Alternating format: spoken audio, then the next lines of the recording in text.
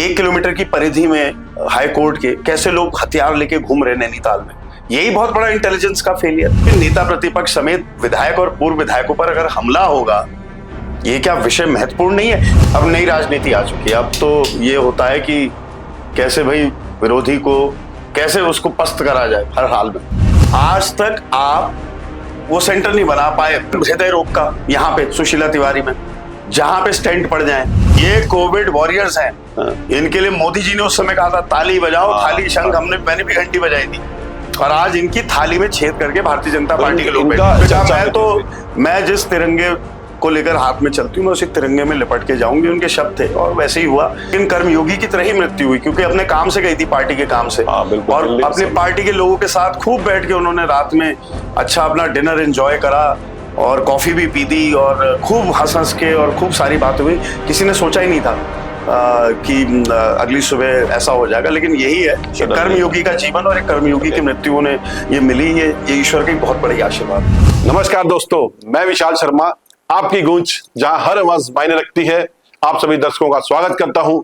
आज हम अपने पॉडकास्ट स्टूडियो में आपको एक ऐसी शख्सियत से रूबरू कराएंगे और तमाम उन राजनीतिक सामाजिक मुद्दों पे बात करेंगे।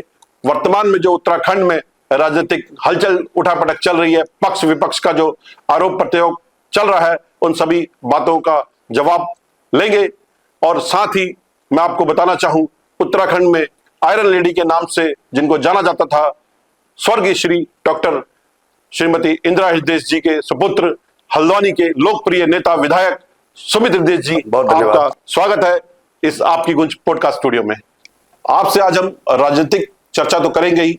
इस समय पूरे उत्तराखंड में राजनीतिक में भूचाल आया हुआ है, एक हलचल मची हुई है, उसको लेकर तो बात करेंगे। साथ सामाजिक मुद्दों को लेकर के भी, जो जमीनी समाज की मुद्दे होते हैं, उनको लेकर भी आपसे चर्चा करेंगे, क्योंकि आप बहुत जिम्मेदारी पद पर हैं। उससे पहले, उन सब बातों से पहले, जो आइडेंटिटी आपकी है, क्योंकि आपकी माताजी स्वर्गीय श्री डॉक्टर इंदिरा हृदय जी आयरन लेडी के रूप में, जिनको पूरा उत्तराखंड ही नहीं पूरा देश जानता था। अगर नरेंद्र तिवारी जी के बाद बात करें, जिनको आज भी पूरा उत्तराखंड का विपक्ष भी याद करता है। सिर्फ ऐसा नहीं कि आपकी सत्ता वाले ही जो वर्तमान में वो याद करते हैं, हर आदमी याद करता है। और उन्होंने जो काम करे पूरे उत्तराखंड में, सिर्फ अपनी विधानसभा नहीं, पूरे उत्तराखंड में जिन्होंने एक विकास घर घर तक पहुंचाया। लेकिन आज हल्द्वानी जूझ रहा है, जैसा कि आम जनता कई बार आपके पास आती है, अपनी गुहार लगाने आती है। उनके जो ड्रीम प्रोजेक्ट थे, वो ड्रीम प्रोजेक्ट को लेकर के बात करेंगे, क्योंकि हर किसी की एक आशा थी उनसे, और उसी आशा को आगे बढ़ाने के लिए आम जनता को आपसे बहुत उम्मीद है, और आप विधायक के रूप में पूरी हल्द्वानी का प्रतिनिधित्व करते हैं। तो आज हम सबसे पहले आपसे बात करेंगे, जो माता जी का ड्रीम प्रोजेक्ट था ISBT का, जू का, हल्द्वानी में दो एक ऐसे अहम प्रोजेक्ट थे, लेकिन आज ISBT की कोई बात ही नहीं करता है। सरकार पूर्ण बहुमत सरकार है, सरकार को बने हुए भी लगभग 3-3.5 साल हो गए हैं, आज उस पर कोई बात नहीं हो रही। कितनी बार उद्घाटन हो गया, लेकिन उद्घाटन सिर्फ कागजों में होता है, उसके बाद सब भूल जाते हैं। क्या कारण है कि आज तक ISBT नहीं बन पा रहा? नहीं, देखिए, विकास तो उन्होंने जो करा है वो केवल हल्द्वानी तक सीमित नहीं है। आप आज भी पूरे उत्तराखंड के 13 जिलों में चले जाइए, हर जगह। और उस समय जो पहली सरकार थी, जब वो PWD की मंत्री बनी, और सूचना विभाग, कई सारे विभाग, संसदीय कार्य के अलावा बहुत सारे विभाग उन पे थे। पूरे उत्तराखंड में जितने विधायक उस समय थे, और जो विधायक नहीं भी थे, कोई भी जनप्रतिनिधि हो, पूर्व विधायक हो, आप भारतीय जनता पार्टी के जो लोग मिलते हैं, जैसे सदन में सबसे मिलने का एक अवसर होता है, जो पुराने लोग हैं उन्हें बहुत याद करते हैं, और वो यही कहते हैं कि उनकी जबान पे ना नहीं था, और कोई भी पक्ष विपक्ष देख के कार्य नहीं होता था, और हमेशा उन्होंने लोगों का बहुत कार्य करा।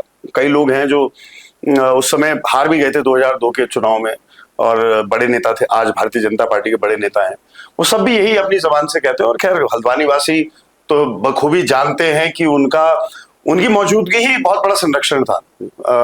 उनके संरक्षण में यहाँ पे चाहे भारतीय जनता पार्टी के हमारे मित्र हों, चाहे हमारे अन्य लोग हों, उन्होंने कभी पक्षपात नहीं करा। ये सबसे अच्छी क्वालिटी उनकी थी, और यही हम लोगों ने सीखा। लेकिन दुर्भाग्यपूर्णवश अब राजनीति में द्वेष भावना ही द्वेष भावना आ गई है, और वो जो एक पूरा एरा था, एक समय था, वो समय बीत चुका है। अब नई राजनीति आ चुकी है। अब तो ये होता है कि कैसे भाई विरोधी को कैसे उसको पस्त करा जाए हर हाल में।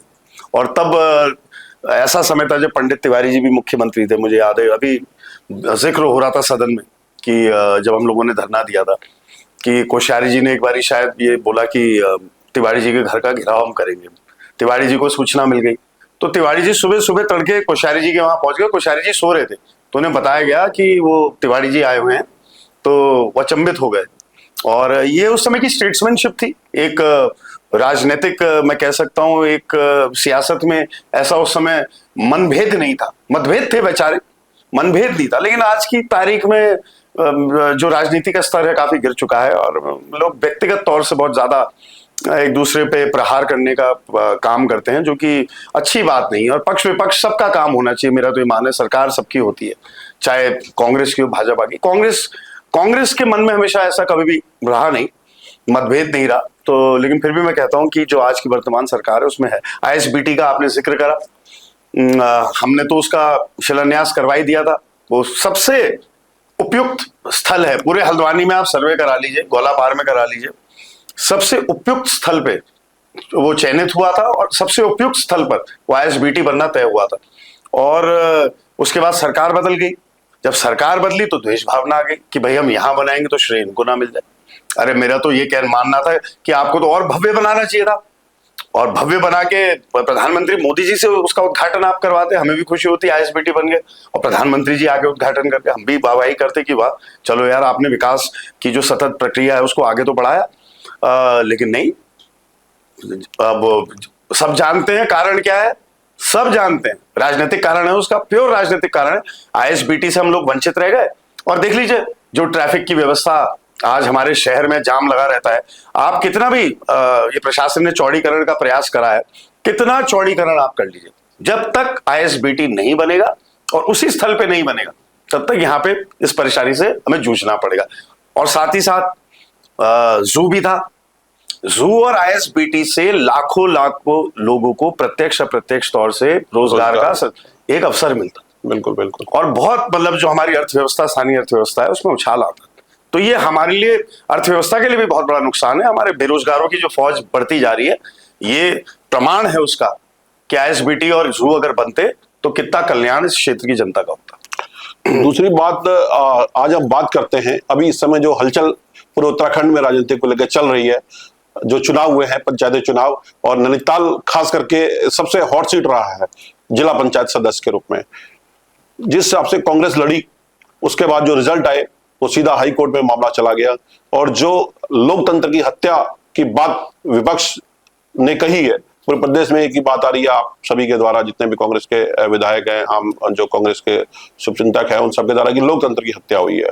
आपके साथ हाथापाई भी हुई है और नेता प्रतिपक्ष के साथ भी हाथापाई कई वीडियोस में देखा गया। लेकिन एक बात जानना चाहेंगे, जिन्होंने हाथापाई करी, पुलिस द्वारा उस समय तो नहीं रोका गया, लेकिन जो हाथापाई करने वाले जो व्यक्ति थे वो ये कहे जा रहे हैं कि वो आपके बहुत एक जमाने में बहुत खास हुआ करते थे और जिनके लिए आपकी माताजी ने और आपने कई बार उनकी हेल्प करी है, कई केसों से बरी करा है, और आज ऐसा क्या हो गया कि वो आप ही पर हमला कर रहे हैं। नहीं, ये तो अब देखिए, अब मैं आज तो मैं हंस ही सकता हूं उस बात पे, है ना। जिस व्यक्ति ने सबसे पहले वो मेरे को छाता लगा, जैसे हम बैरिकेडिंग में हम अपने सदस्यों को अंदर भेज रहे थे तो छाता पड़ा मेरे, तो जिस भाई ने छाता मारा था उस पर कई उपकार हैं। और क्या कहते हैं, वो तो सीधे पांव ही पड़ गया। उसने, भाई साहब मैं क्षमा चाहता हूं, मेरे से बहुत बड़ा पाप हो गया, मैंने आपको देखा नहीं। खैर ये सब तो कहने वाली बातें, मैं उसको राजनीतिक परिप्रेक्ष्य में ही देख सकता हूं। और दूसरा व्यक्ति था, वो मैं पीछे एक सदस्य को बचाने की कोशिश कर रहा था, वो आके उसने मेरी शर्ट पकड़ी और वो कह रहा था, भाई साहब आप हट जाओ, और ये और वो, प्लीज आप हट जाओ, ये हट जाओ, हट जाओ। हटने हटने में शर्ट भी फट गया, बोला ही। अब हम भी तगड़े हुए, हटाना भी इतना आसान नहीं। तो ये सब हुआ, नेता प्रतिपक्ष जी के साथ धक्का मुक्की हुई। लेकिन जो गलती हुई है, और ये गलती माफ करने लायक नहीं है। हमारे इतने सारे लोग वहां गए थे, हम लोगों ने अच्छे खासे लोगों की संख्या में हम लोग वहां गए थे, उनसे मना करा गया कि आप 1 घंटे बाद आइएगा। और दूसरी चीज ये होती है, जैसे ये जो चुनाव होते हैं इसमें एक एक करके सदस्य भेजे जाते हैं, तो जो लोग सुझाव करता थे, सारे जो संचालन कर रहे थे, उन्होंने साफ बोला कि सब लोग एक साथ जाएंगे। तो एक तरीके से हमारे से ही गलती हो गई, हमने सोचा नहीं था कि ऐसा होगा। सीधी बात है। लेकिन तकनीकी तौर से भी क्योंकि अनुभव बहुत है, तो कहीं ना कहीं तकनीकी तौर से हमसे बड़ी भारी गलती हुई, जिसकी सजा बेचारे वो 5 सदस्य हैं जिनको उठा के हमारी आंखों के सामने अगवा कर दिया। वो तो एक्सपर्ट लोग थे, वो तो बिल्कुल पेशेवर जो लोग थे। रेनकोट वाले बाबा जो थे, जो टूरिस्ट गाइड थे, चर्चा रहा इस समय पूरे प्रदेश में रेनकोट। वो बेचारे बंदूक के नोक पर उनसे बयान दिलवाया तो वो यही कहेंगे बेचारे हम घूमने गए थे। लेकिन वो जो रेनकोट वाले टूरिस्ट गाइड थे वो बड़े पेशेवर थे, वो ऐसे उठा के ले गए, पता ही नहीं लगा 1 सेकंड में। और बल्कि लेकिन जो बदतमीजी हुई, जो वाकई में जिसकी आलोचना होनी चाहिए, और कम लोग को पता है कि जो पुष्पा नेगी जी हैं, हमारी जो बहन है, छोटी बहन है, जो पंचायत की अध्यक्ष की दावेदार थी, उसकी सीधे छाती पे हाथ मार के उसे धक्का कर दिया। और देवकी बिष्ट जी जो सम्मानित अभी उपाध्यक्ष हमारी चुनी गई है, उस बूढ़ी लेडी को जो कि रिटायर्ड टीचर है, उठाने का इन्होंने प्रयास करा। तो मतलब हदें पार कर दी। और पुलिस मूक दर्शक बनकर, जैसे ऐसा नहीं होता जैसे आईपीएल का मैच चल रहा है और स्पेक्टेटर बैठे हैं, मूक दर्शक बन के, तमाशबीन बन के वहां पे पूरा तमाशा देख रहे थे। और कोई भी सीनियर इंस्पेक्टर वहां पे नहीं था। और एक वो जोन जो सैनिटाइज होना चाहिए था, जहां पे जैसे बैरिकेड एक नीचे इंडिया होटल पे लगा था, एक बैरिकेड पंचायत जो भवन है उसके सामने लगा था। उस क्षेत्र में कोई व्यक्ति नहीं होना चाहिए था। वहां पूरी भारतीय जनता पार्टी के पदाधिकारी और ये जो रेनकोट वाले बाबा, ये सारे वहां पे थे और ये सब हथियारों से लैस थे। वैसे तो तकनीकी तौर से हमसे गलती हुई, हमारे नीचे 200-250 लोग होते तो शायद नहीं ले जा पाते, लेकिन एक तरीके से मैं ये भी कह सकता हूं कि भगवान ने रक्षा भी करी, क्योंकि ये लोग हथियारों से लैस थे और ये पेशेवर वो है क्रिमिनल्स।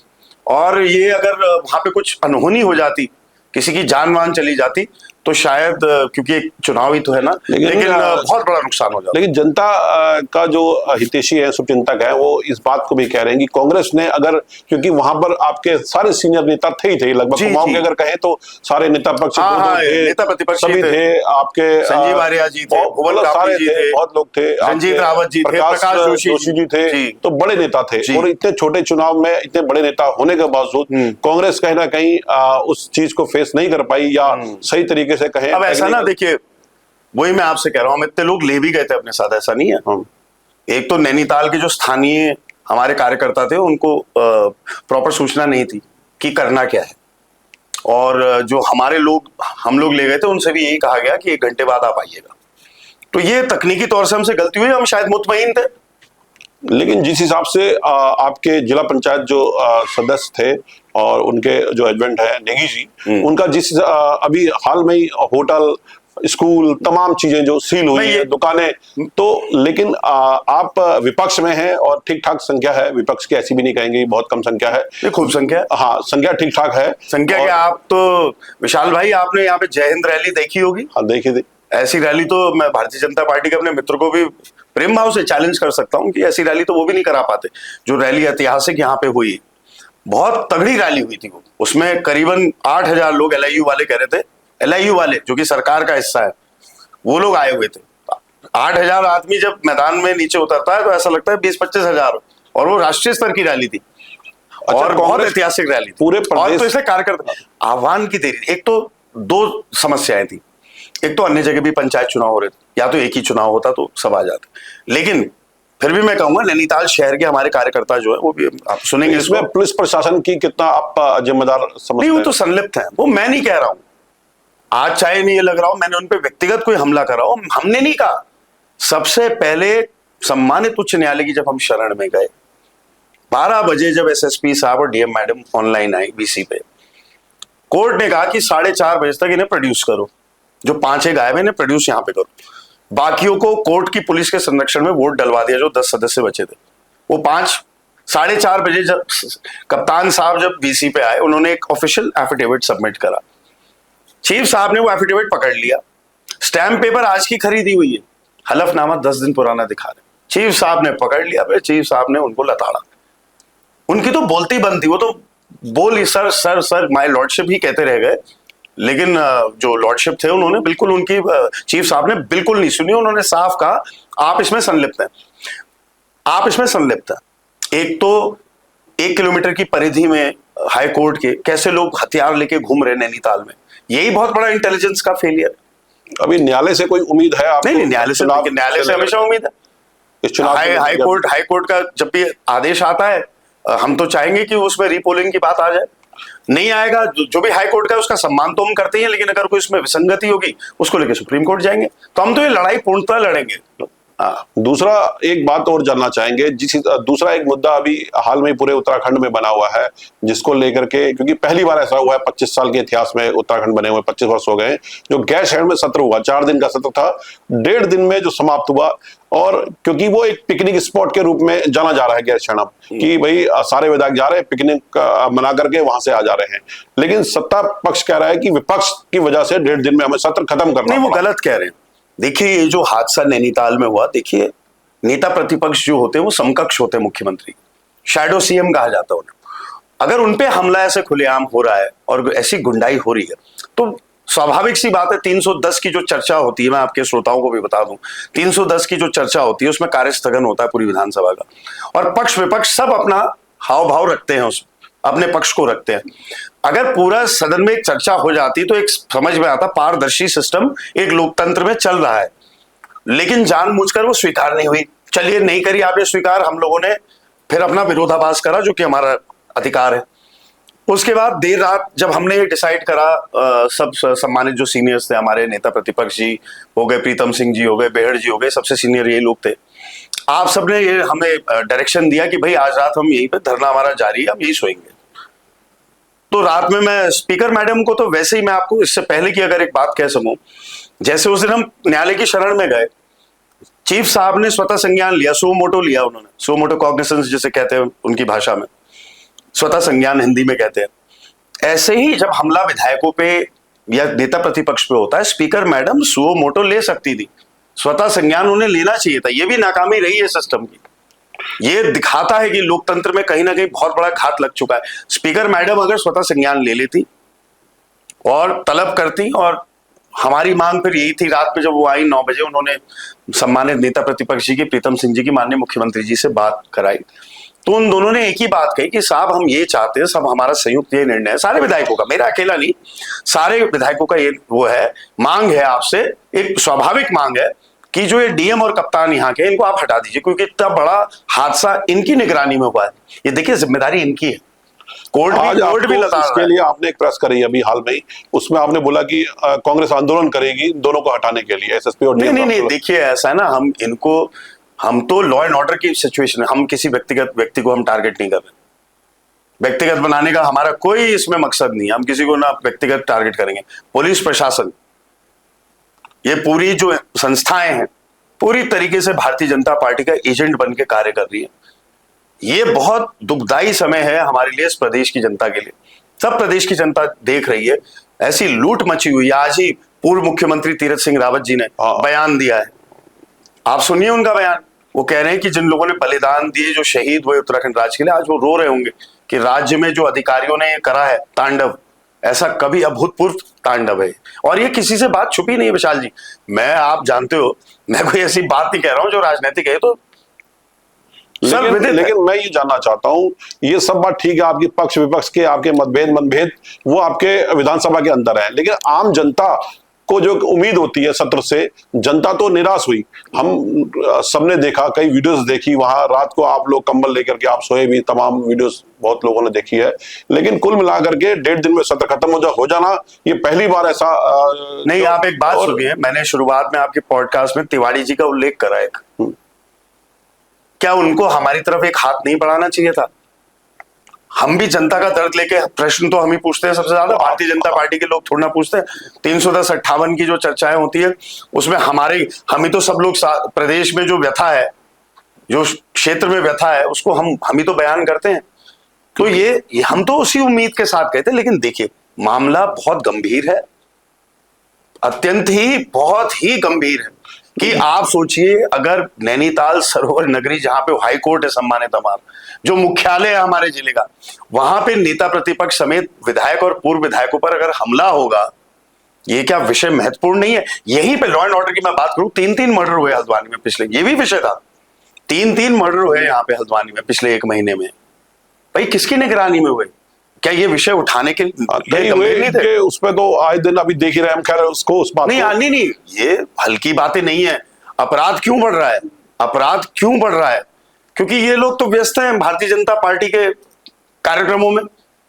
यहाँ पे बैणी सेना का कार्यक्रम होता है तो स्कूल की बसें स्कूल की छुट्टियां करा देते हैं, स्कूल की बसों से महिलाओं को बेचारों को बुलाते हैं और उन्हें बासी आलू पूड़ी खिलवाते हैं और वो परेशान होकर बेचारे इधर उधर से जाते। तो ये आयोजन पहले जो पार्टियां करती थी, अब तो ये पुलिस और प्रशासन आयोजक है।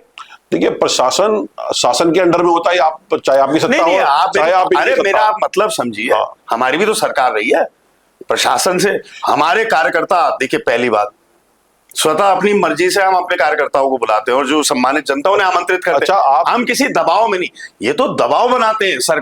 आप यहीं पे सरकारी जितने कर्मचारी हैं उनकी अनिवार्यता होती है, वो जो उनका बायोमेट्रिक होता है वो वहीं पे होता है जहां पे स्थल होता है।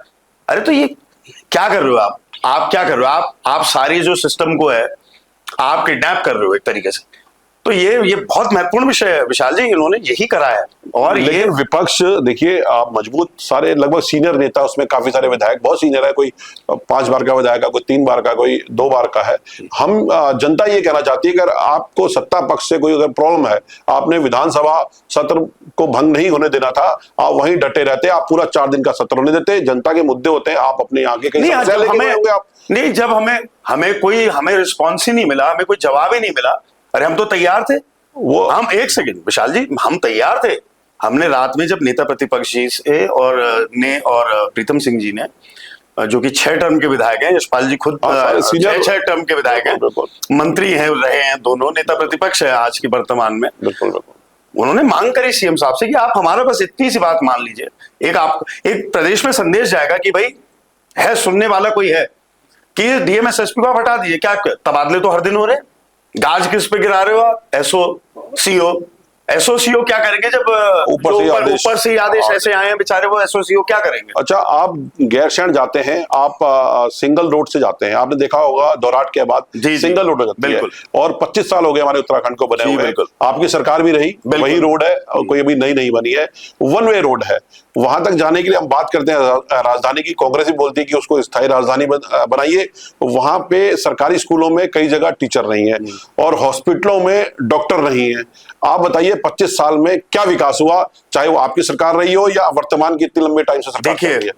उसकी शुरुआत जो भी हुई गैरसैंण में, जो भी इंफ्रास्ट्रक्चर आज भराड़ीसैंण में, पूरा वो जो विधानसभा का परिसर है 8,000 करोड़, हाँ, जिसकी वैल्यू जो आप कह रहे हैं 8,000 करोड़ रुपए की आज की बड़ी बात होती है बहुत। ये बनाने के लिए भी तो सक्षमता चाहिए। बिल्कुल बिल्कुल। हमारे पास तो डबल इंजन का नारा नहीं, हम तो सिंगल इंजन वाली सरकार थी। मन में तो था, लेकिन कि करेंगे, करके दिखाया। आगे इनकी सरकार 8 साल से है। अब ये तो नेहरू जी के काल में चले जाते कि नेहरू जी ने क्या करा। अरे वर्तमान में आप क्या कर रहे हो? आप प्रदेश में डबल इंजन है, डबल इंजन की सरकार है, लो आप केंद्र से पैसा बनाओ। वहां नहीं बन रही है क्या? हमारे सीमांध्रा में और तेलंगाना में वहां राजधानियां नहीं बन रही है क्या?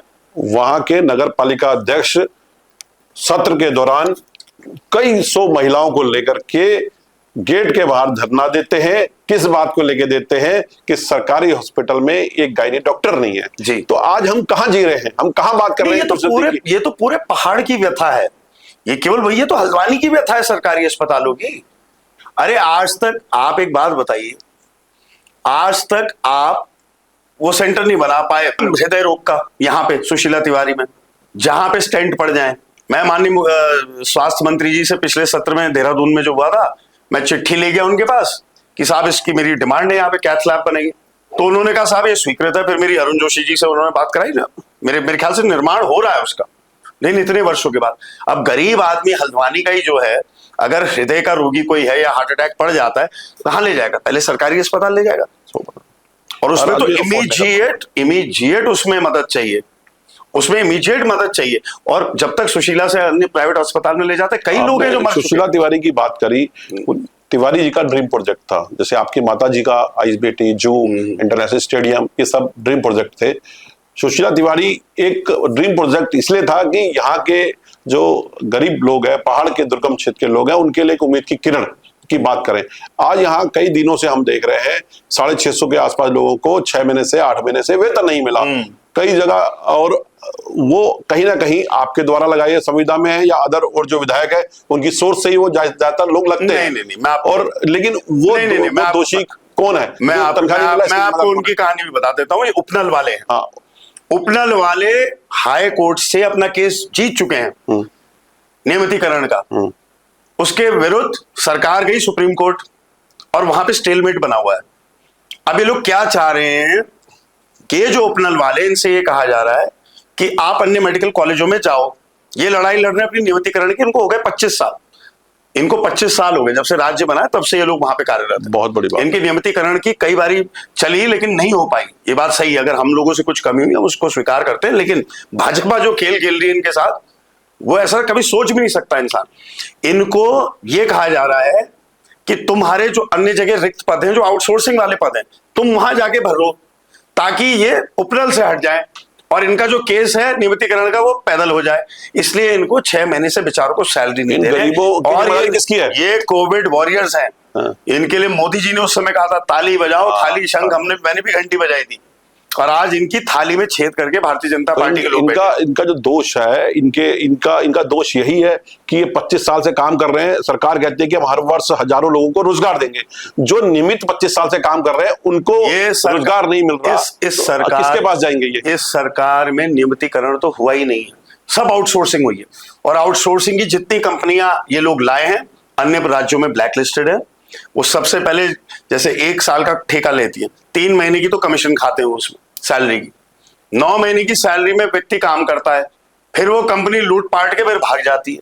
सारी ब्लैक लिस्ट आप निकाल लीजिए, मैं इसलिए नहीं कह रहा हूं, मैं तो आपको सब कंपनियों के नाम बता सकता हूं। जितनी कंपनियां यहाँ आई है सारी ब्लैक लिस्टेड है अन्य राज्यों से। और ये बहुत बड़ी व्यथा इस प्रदेश की है कि ये सब पब्लिक के सामने हो रहा है। आप उन सुशीला तिवारी के एम्प्लॉइज जो हैं, जो उपनल वाले अन्य लोग हैं, आप उनसे पूछिए। एक्स आर्मी मैन जो सिक्योरिटी वाले हैं, उनकी नौकरी पर भी बनाई है। मैं तो पूरे प्रश्न ले गया था बनाने के लिए, पूरे प्रश्न में ले गया था बनाने के लिए, लेकिन अच्छा संभव नहीं हुआ। दूसरी बात, एक बात जानना चाहेंगे हम आपसे। अभी 2027 बहुत नजदीक ही है, बहुत दूर तो नहीं कहेंगे। जिस हिसाब से कांग्रेस बिखरी हुई है, गुटों में बटी हुई है, और अभी हरक सिंह जी के 2 दिन पहले से एक चर्चा का विषय बना, उनके कई बयान, कई बीजेपी को लेकर के कई इल्जाम लगा रहे हैं वो, और बड़े ओपन तरीके से लगे हुए हैं कि हमने ऐसा करा, ये पैसे दिए, वो दिए, और कांग्रेस के लिए एक संजीवनी बन के वो बयान आ रहा है। अब कांग्रेस उन्हीं हरक सिंह जी को वही एक सोच के, क्योंकि बहुत सीनियर नेता है वो, आपकी पार्टी के भी रहे, कुछ टाइम वो बीच में गए हैं, क्या दोबारा से वही हरक सिंह जी को लेके चलेंगे? देखिए मेरा व्यक्तिगत, क्योंकि देखिए हरक सिंह रावत जी से मेरी माता जी का भी बहुत स्नेह और प्रेम था, अपनी बहन मानते थे, वो भी भाई मानती थी उन्हें। और हमेशा मेरी जब भी हरक सिंह जी के विषय में माता जी से बात होती थी, वो कहते थे कि ये इमोशनल व्यक्ति है, इमोशन से जोड़ता है, तो इसलिए वो बहुत पसंद करती थी उन्हें। तो मेरी अगर व्यक्तिगत राय, कांग्रेस मारे, क्योंकि गढ़वाल में हमारी सीनियर लीडरशिप तो है ही, गणेश गोदियाल जी भी है, प्रीतम सिंह जी भी हैं, लेकिन अगर हरक सिंह जी को भी थोड़ा सा आगे हम पुश करेंगे तो हमें काफी वहां पे फायदा मिलेगा इस चीज का। तो अवश्य हरक सिंह जी की जो भूमिका है उसको बढ़ाना चाहिए, मेरी व्यक्तिगत राय है। बाकी तो जो पार्टी निर्णय लेगी हम उसके साथ। मैं विधायक जी, अभी आपके जो है गनर चेंज कर दिया गया, जिसको लेकर के आपने अभी एक प्रेस भी करी है और आपने बोला है कि एक साजिश है और मुखबिरी करने के लिए गनर चेंज करा गया। बिल्कुल। तो क्या आप इसमें? नहीं, देखिए ये कप्तान साहब जब आए थे तब से आज तक, जब तक ये 14 अगस्त वाला प्रकरण नहीं हुआ था, पूरी व्यवहारिकता मैंने इनके साथ निभाई। और हमेशा इन्होंने जब अच्छा काम करा, इनको विशेष फोन करके बोला कि आपने अच्छा काम करा। बल्कि मैं इनसे कहना चाहता हूं कि मैं चाहता तो एक ऐसा विषय था जिसके लिए मैं इनके पास गया भी था, मैं उस विषय को अगर उजागर कर दूंगा तो इनकी मुसीबतें और बढ़ेंगी कि क्या कार्रवाई उसमें उन्होंने करी। लेकिन कोई नहीं, क्योंकि वो एक, हम तो जबान वाले मर्द है ना, इसलिए हम अपनी जबान नहीं खराब करेंगे, नहीं तोड़ेंगे। और 13 अगस्त की रात को ये हमारे होटलों पे दबिश करवाते, होटल सौरभ पे भी, रिया पैलेस में भी, ठीक है, बताए। तब भी उस दिन भी मैंने बड़ी व्यवहार कुशलता से इनको फोन करा। मैंने कहा देखिए कप्तान साहब, आपको मुझे फोन कर लेना चाहिए था, आप मुझसे पूछ लेते कि भाई क्या है, आपके यहाँ तो कोई नहीं है, तो मैं आपको साफ बता देता। खैर चलो कोई बात नहीं, आपने कर दिया, ये निष्पक्षता के साथ ही रहना आप। अगले दिन जब वो 5 गायब हुए, मैं आपके माध्यम से उनसे पूछना चाहता हूं कहां कहां दबिश मारी, जरा बताइए, ऑन रिकॉर्ड बताइए। मेरे को एक फोन आया, और कल ही मैं प्रमोद कोटलिया जी से मिलकर आया उनके घर पे, जो एक सदस्य हैं इन 5 में से, हमारे छात्र संगठन के अध्यक्ष भी रहे। मेरे को एक फोन आया रात के 9:30 के आसपास, कोई वही इन्हीं के क्षेत्र का था, कि भाई हमारा एक भाई जसपुर में कहीं काम करता है होटल में, उसने प्रमोद कोटलिया जी को टोल पे देखा है। मैंने कहा आपका नंबर कप्तान को दे दूं, आपको कोई कष्ट तो नहीं, क्योंकि फिर मैं कप्तान से बोलूंगा तो वो कहेंगे भाई सब कहां से सूचना मिली। मैंने वो नंबर भी दे दिया। क्या इन्होंने जसपुर में दबिश मारी? क्या इनको नहीं पता था कहाँ है ये लोग?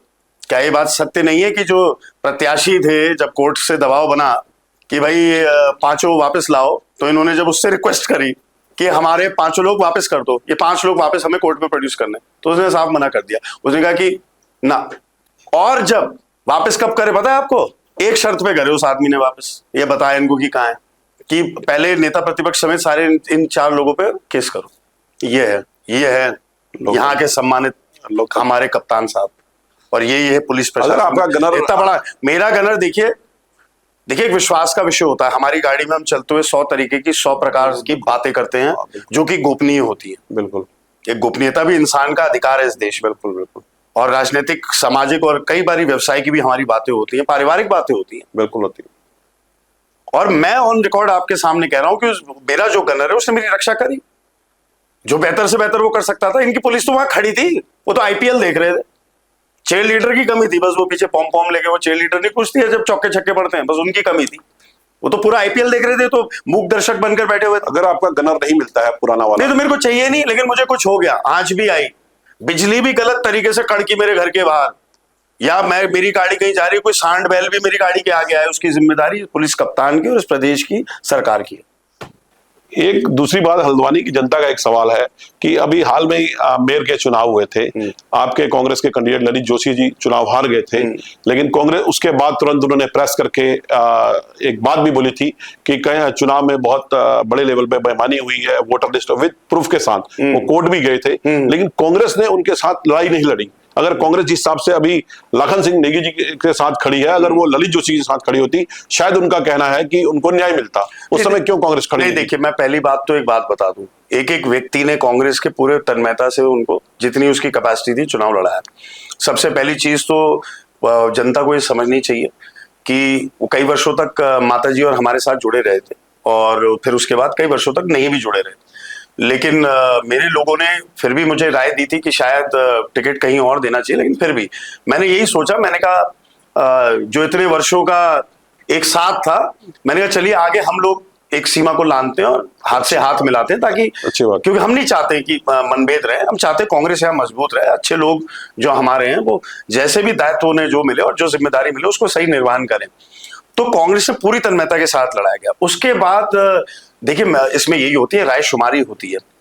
रायशुमारी उन्होंने ली अपने लोगों से, मेरे से भी उन्होंने ये नहीं कहा, हालांकि लोगों से कह रहे थे, लेकिन मैं आपको बता दूं क्योंकि मैं झूठ बोलता नहीं हूं, उन्होंने जो वोटिंग में जो हुआ था, कैंसल्ड वोट वाला इशू था, कैंसल्ड वोट बहुत हुए उसमें, और ये वो यही नहीं हुए, कई जगह हुए, काशीपुर में भी हुआ, रुद्रपुर में भी हुआ, और अन्य जगह भी जहां नगर निगम के चुनाव थे, नगर पालिका के चुनाव थे, कैंसिल वोटों का बहुत बड़ा एक रोल रहा। तो कैंसिल वोटों पे वो कोर्ट चले गए। तो वो कैंसिल वोट पे, क्योंकि आज भी आप देखें, अगर 2 पिटीशन लगी है सुप्रीम कोर्ट में, एक तो वो है जो सत्ता संज्ञान कोर्ट ने लिया है, दूसरा एक पीआईएल पाटनी जी और कामत जी ने रीपोलिंग की और एक बैलेट दिखाया है जिसमें 2 बना हुआ ओपन मीडिया में भी आया। हाँ, तो वो आज की तारीख में, अब मैं क्योंकि सब जुडिस मैटर में नहीं कहना चाहता हूं, लेकिन वो राय शुमारी जो होनी चाहिए थी उसमें शायद सही से राय शुमारी नहीं हुई, ये मेरा व्यक्तिगत मानना है। तो वही चीज मैं कहूंगा, राय शुमारी, अब राय कोई मांगेगा, देखो विशाल भाई, राय कोई मांगेगा, मदद के लिए कोई कहेगा, अवश्य हम लोग पीछे नहीं हटते। हाँ, अगर कोई ऐसी कह रहा है कि भाई नहीं करी, तो मैं उसको सही नहीं मानता, बड़े भाई है लेकिन सम्मान करता हूँ, आगे भी करूंगा, और लड़ाई लड़े, वो कांग्रेस का साथ दे। जैसे कांग्रेस ने उनका इतना भूतपूर्व साथ दिया, भाई कांग्रेस ने क्या, पूरी बीजेपी ने भी साथ दिया उनका, तो यहाँ पे परिस्थिति ऐसी बनी। भारतीय जनता पार्टी के भी कई लोगों ने लड़ाया उनके चुनाव में, तो बहुत ही लकी चुनाव था उनके लिए। वही है, कालाडूंगी विधानसभा की राजनीतिक परिस्थितियां ऐसी हैं कि वहां पे वोट निकालना काफी मुश्किल है, और वहां पे मेहनत की बहुत बड़ी आवश्यकता है, बहुत तगड़ी मेहनत। आपने एक बात बोली अभी, कालाडूंगी विधानसभा की राजनीतिक जो समीकरण है वो थोड़ा टिपिकल है, लेकिन एक बात और भी है, 2026 में परिसीमन होने वाला है हल्द्वानी की। नहीं, आप कैसे कह रहे हैं होने वाला है? ये कई बार ऐसी बात आई है कि 26-27 में कुछ नहीं होना। देखिए, परिसीमन की एक क्रम होता है।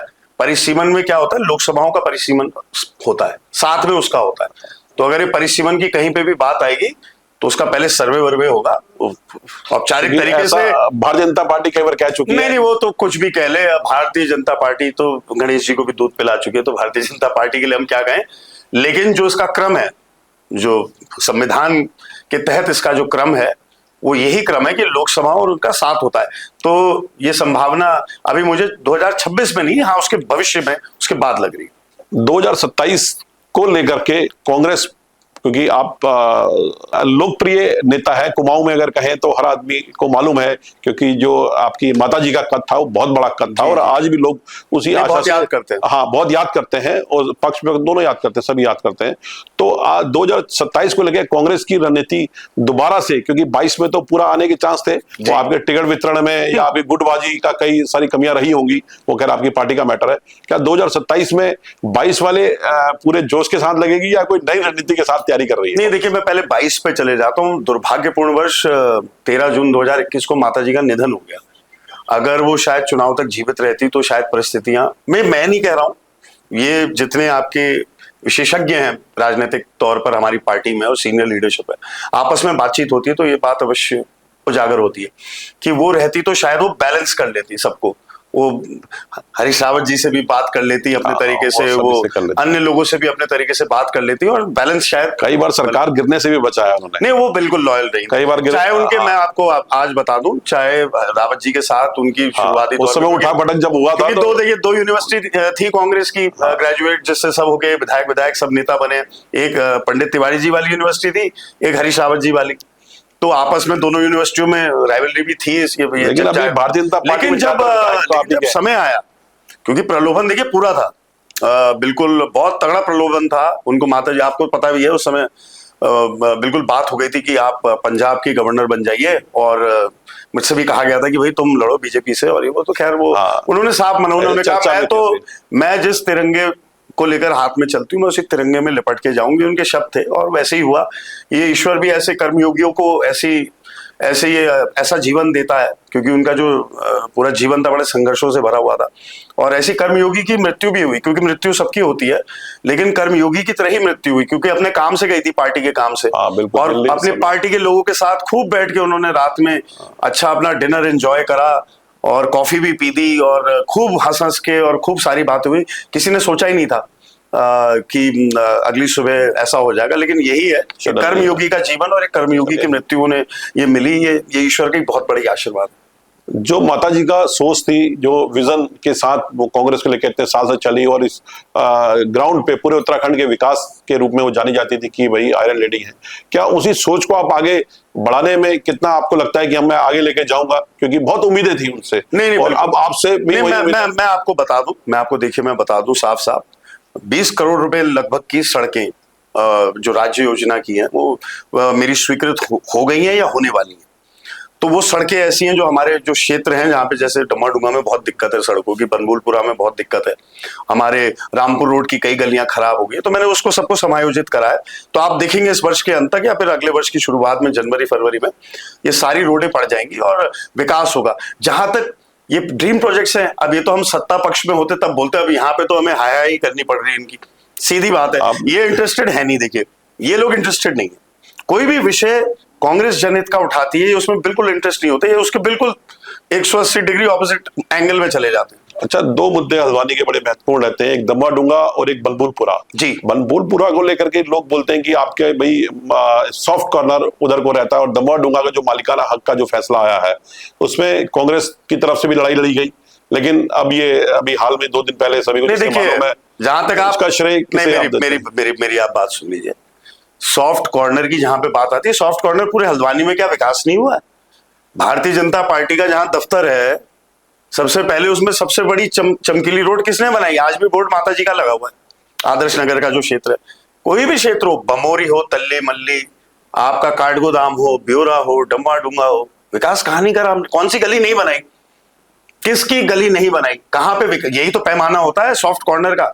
हाँ, अन्याय के खिलाफ लड़ाई अगर लड़नी, ये सुभाष नगर आवास विकास वालों पे जब लाल निशान लगाए गए, किसने लड़ाई लड़ी? तो बनभूलपुरा वालों के साथ अन्याय हुआ है। अरे रेलवे की जब जमीन उतरी है ही नहीं, आज तक तो साबित कर नहीं पाए वो की जमीन है उनकी। हाँ, कई बार नहीं तो क्या, नहीं एक सेकंड, 140 करोड़ लोगों का देश है ना ये। बिल्कुल बिल्कुल है या नहीं है? अभी इंग्लैंड में मोहम्मद शमी सुपरस्टार था नहीं हमारा, जिसने हमें, हमारे भारत का नागरिक नहीं है। तो क्या हमारी जो अल्पसंख्यक जो हमारा समाज है, हम उसे उस प्यार की नजर से नहीं, हमारे काम ही तो कर रहे हैं लोगों के घरों में। आप बता दीजिए, आप कितने सर्विस प्रोवाइडिंग जो सर्विस क्लास है, सबसे ज्यादा वहीं से आती है। आप अगर आपने ये स्टूडियो या ये जो भी बनाया है, इसमें हमारे क्या वहां के भाइयों ने नहीं बनाया क्या? निर्माण कार्यों में नहीं आते वो? बिल्कुल काम करा है। तो आप कैसे नहीं, ये तो फिर ये तो एक नफरत का एजेंडा भाजपा ने फैला रखा है। वरना हमारे यहाँ तो जब हम छोटे थे, हम वो तो वही गाना सुनते थे, मजहब नहीं सिखाता आपस में बैर रखना। आप अपने आपके जो क्यों बंद कर दिया वो गाना? सरकारी कार्यक्रमों में क्यों नहीं चलता आजकल? मैं आपसे सवाल पूछना चाहता हूँ, आप कब से नहीं सुना? कई दिन हो गए, क्योंकि उसमें एक लाइन है, मजहब नहीं सिखाता आपस में बैर रखना, हिंदी है वतन है सारे जहां से अच्छा हिंदुस्तान हमारा। अब क्यों नहीं चलता सरकारी कार्यक्रमों में? केवल एक लाइन की वजह से। इनका एजेंडा जो है केवल एकमात्र एक सूत्रीय एजेंडा है, नफरत। कई हद तक ये उसमें सफल हुए हैं, लेकिन कई हद तक अब लोगों की आंखें खुल रही हैं। देखिए सद्भावना हमारे, मैं तो बार बार हर भाषण में भी कह रहा था, कथा होती है, कथा में जब अंत में आरती होती है, उसमें क्या होती है? प्राणियों में सद्भावना हो, विश्व का कल्याण हो। बिल्कुल। अंतरिक्ष की बात होती है, अंतरिक्ष में शांति। हमारा जो धर्म है, हिंदू धर्म, भारतीय जनता पार्टी के ये इनके प्रवचन से नहीं चलेगा। सनातन धर्म महान धर्म है, आध्यात्म का धर्म है, और शांति और भाईचारे का है। कांग्रेस सर्वधर्म सुनिए, क्या है सनातन धर्म का आधार? सर्वधर्म समभाव वसुधैव कुटुंबकम। भाजपा G20 करा रही है, क्या नारा था उनका? वसुधैव कुटुंबकम। और अपने यहां क्या कराती है? आप समझिए ना, सनातन धर्म ये हमारे धर्म के रक्षक भी नहीं है, और ये हमारे धर्म के गुरु भी नहीं है। जो हमारे हैं गुरु, हम उनकी सुनेंगे और उनसे, हाँ ठीक है, पंडित पुजारी जो हमारे घर में आते हैं, वो हमें हमारे माता पिता ने जो हमारे संस्कार सिखाए हम वो सीखेंगे। भारतीय जनता पार्टी से कोई सर्टिफिकेट हमें नहीं चाहिए, ना इनकी हमें किताब चाहिए जिसमें इनका हिंदुत्व की परिभाषा है। अच्छा, आपसे एक अंतिम सवाल है। 2027 में अभी से कहें, आप सभी पार्टियां तैयारी में लग गई हैं, दोनों पार्टियां बड़ी लग गई हैं। कांग्रेस को नैया पार कराने के लिए जो महत्वपूर्ण जिम्मेदारी है, आपको अभी क्या लगता है कि पूरे प्रदेश में कौन ऐसा नेता उभर के आ सकता है, या पुराने नेता की बात करें, कौन आपको लगता है कि अपने कंधे में ये जिम्मेदारी लेकर देखिए तो नैया पार करा सकता है? मेरी बात सुनिए, ये तो टीम वर्क है, एकजुटता रहेगी। देखिए कांग्रेस 2002 में एकजुट थी चुनाव में, हमारी सरकार आई। 2012 के चुनाव में भी कोई मतभेद नहीं था, तो उससे पहले भी अगर मतभेद माताजी या इनके रावत जी के थे, चुनाव से पहले 2011 में बातचीत हो गई थी सबकी, और सबने कहा कि नहीं, हमें सरकार लानी है। अब फिर से वही समय आ गया है कि अगर किसी में मतभेद है, मैं नहीं कह रहा हूं है, मैं कह रहा हूं, लेकिन अगर किसी में छोटे मोटे भी हैं, तो ये हम सबकी जिम्मेदारी है, सबको एक साथ बैठा के ऐसे प्रणाम करके और उनसे रिक्वेस्ट करनी चाहिए कि हमें सरकार चाहिए। कार्यकर्ता देखिए हमें भी नहीं, और देखिए पब्लिक को चाहिए। देखिए जनता भी माफ नहीं करेगी इस बार 2027 में अगर कांग्रेस की सरकार नहीं। मैं आपको सच बात बता रहा हूं, क्योंकि जनता बहुत त्रस्त है। ये मैं इसलिए नहीं राजनीतिक बयान नहीं दे रहा हूं। कांग्रेस से ज्यादा बीजेपी वाले मान चुके थे 2022 में कि कांग्रेस आ रही है। ये तो आपकी पार्टी की कई लापरवाहियां रही हैं, जिस वजह से आप सत्ता से बाहर हुए। कमियां ऐसा नहीं, कहीं ना कहीं कमियां रही हैं। और अभी हाल में हरक सिंह जी ने भी एक बयान दिया था कि हरीश रावत जी की वजह से हम 22 आ रहे हैं। और अभी चलिए, वो तो आपके खैर सीनियर लीडर हैं, दोनों सीनियर लीडर कहलाते हैं। अभी अंतिम में मैं, क्योंकि इसमें पूरा उत्तराखंड हलचल में है, चाहे वो गैरसैंण हो, नैनीताल हो, आपका रामनगर हो, तमाम मुद्दे बहुत सारे हैं, हमने बहुत मुद्दों पे चर्चा भी करी है। अंतिम में आपकी गूंज की तरफ से पूरे प्रदेशवासियों को और अपने राजनीतिक पॉइंट व्यू से क्या एक संदेश देना चाहते हैं? नहीं, मेरा संदेश बड़ा साफ और स्पष्ट है। मैं प्रदेशवासियों से आपके माध्यम से बहुत धन्यवाद देता हूं आपको कि आपने इतना खूबसूरत यहाँ पे स्टूडियो बनाया, पॉडकास्ट, बिल्कुल मेरी पहली पॉडकास्ट है ये, तो आपको बधाई, बोनी करवा दी आपने। धन्यवाद धन्यवाद। और प्रदेशवासियों से मैं यही कहना चाहता हूँ, देखिए जो कांग्रेस की जब सरकार होती है, हम विकास की सोच के साथ चलते हैं, साथ ही साथ ये जो अधिकारी, केवल नैनीताल जिले की बात नहीं कर रहा, पूरे प्रदेश में आप पूछ लीजिए, आप बंद दरवाजे में, पॉडकास्ट में तो नहीं बोलेंगे, बंद दरवाजे में आप भारतीय जनता पार्टी के मंत्रियों और विधायकों से पूछ लीजिए, कोई अधिकारी उनकी सुनने को तैयार नहीं है। जनप्रतिनिधि की आवाज जब लोकतंत्र में, चुने हुए जनप्रतिनिधि की आवाज जब दब जाए और अधिक ये अफसरशाही हावी हो जाए, तो समझ लीजिए लोकतंत्र का पतन हो रहा है। तो लोकतंत्र को फिर से जीवित करने के लिए, और उत्तराखंड में जो बदहाली हो रखी है, कई सारे विषय हैं। आप देखिए, पूरे हल्द्वानी वासी भी जो सुन रहे हैं, पूरे शहर में लाल निशान लगाने का क्या मतलब? 16-16 मीटर की आप कनाल बना रहे हो और कहीं जल भराव हो रहा हो, समझ में आता है कि यार इस समस्या से जल भराव हो रहा है। जब जल भराव हो ही नहीं रहा है, बल्कि मैं प्रशासन को बुरा तो कहता हूं, लेकिन एक अच्छी चीज उनके लिए कहूंगा कि इस बारिश में इन्होंने पहले से तैयारी अच्छी करी। मैं हर जगह देख रहा था जेसीबी चल रही थी, नालों को गहरा करा जा रहा था। कर दिया आपने समाधान। अब 70 साल से 50 साल से कोई वहां पे रह रहा है, आप लाल निशान लगा रहे हो 16-16 मीटर। क्या वेनिस बनाओगे इसको? वेनिस है इटली का एक मशहूर शहर है, शर्मा जी, वहां पे गंडोला चलती है, वो नाव चलती है, कनाल है, फेमस है, आपने पिक्चरों में देखा होगा। अब तो हल्द्वानी में गंडोला चलवाएंगे लोगों का घर तोड़ के। अरे आप किसी का घर नहीं बना सकते हो, ठीक है, नहीं बनाया आपने, तोड़ने का अधिकार तो नहीं है। पूरी जीवन की पूंजी उसकी तीसरी पुश्त यहां पे रह रही। काठ गोदाम में इन्होंने क्यों जो अन्याय करा, मलिन बस्ती श्रेणी ए, बी और सी थी वहां पे, उनके अधिकार है, उनको डरा डरा के कि तोड़ो तोड़ो, खुद तोड़ दिया। फिर कोर्ट में जब वो लोग गए तो हलफनामा दे रहे कि साहब हम तो एक दिन भी नहीं गए, हमने किसी से नहीं कहा। तो उनको सपने में आ रहा था कि हम अपना घर तोड़ दें आपके चौड़ीकरण के लिए। इन्होंने बहुत देखिए अन्याय करा है व्यापारियों के साथ। आप लाल निशान की आपने बात करी, लाल निशान को लेकर के पूरा शहर दहशत में है। क्या ये अगर बात करें इस वर्तमान सरकार की, जब से सरकार आई है, अतिक्रमण के नाम पे, रोड चौड़ीकरण के नाम पे या लाल निशान के नाम पे टूट फूट हुई है, क्या एक भी आप डेवलपमेंट, मुझे लगता है कि सरकार की तरफ से कोई गरीबों के लिए जो स्कीमें होती है, बताइए ना, कोई ऐसा, ये विपक्ष की आपको विधानसभा विपक्ष उठाते ही है ये। अरे इस बारी देखिए, इस बारी क्योंकि चीज देखिए आप लोग को जितने श्रोता हैं, शायद हल्की चीज लगे, लेकिन नेता प्रतिपक्ष पे हाथ लगाना और धक्का मुक्की करना, क्योंकि मैंने फिर से कह रहा हूं, मुख्यमंत्री के समकक्ष हैं वो, बहुत बड़ी बात है इस प्रदेश में। अगर आगे भविष्य में भारतीय जनता पार्टी के लोग भी तो बनेंगे, सरकार कभी तो कांग्रेस की आएगी, चलो आज आए कल आए, तो क्या ऐसा व्यवहार इस प्रदेश की जनता को कि हमारे राजनीतिक संस्कार है, ये हमारे प्रदेश के संस्कार है? नहीं है ना, ये हमारे प्रदेश के संस्कार नहीं है। हमारे प्रदेश के संस्कार हैं जियो और जीने दो, और यहाँ पे गुंडाई बिल्कुल देखिए कबूल नहीं है। इस बारी इस विषय पे नहीं बात हुई, लेकिन जहां तक आपने विकास की बात करी, तो ये विकास की सोच इन पे नहीं है। सरकार चलाना कांग्रेस को आता है, और जो वे कहते हैं ना मजबूत विपक्ष, भारतीय जनता पार्टी बहुत मजबूत विपक्ष है। मेरी जनता से अपील है, जरा विपक्ष में भेजे ताकि मजबूती से प्रदेश की आवाज ये भी उठाए और हम भी विकास करें। ज्यादातर नेता तो आप ही के हैं उस पार्टी में। हाँ, वो तो हम गिनते हैं, वो विधानसभा में बैठे रहते तो हम गिनती करते हैं। मैं और वो रवि बहादुर जी हम साइड में बैठते हैं, कभी कभी भुवन भाई हमारे साइड बैठते हैं, अनुपमा, बाकी सीनियर तो अपने साथ बैठते हैं। तो हम जो यंगस्टर्स हम ये गिनते हैं, ये भी हमारा, ये भी हमारा, तो 20-22 की गिनती है उसमें। हाँ, तो बहुत बड़ी बात है। अब हम किसे बोले कि उनको या तो वो ऑथराइज नहीं है, उनके पास पावर नहीं है, यही हो सकता है। नहीं, देखिए उनके वहां नहीं है। देखिए मैं आपको सही बात बता रहा हूं, भारतीय जनता पार्टी में आंतरिक लोकतंत्र जो है वो ज्वलंत नहीं है, ठीक नहीं है, वहां सही नहीं है मामला।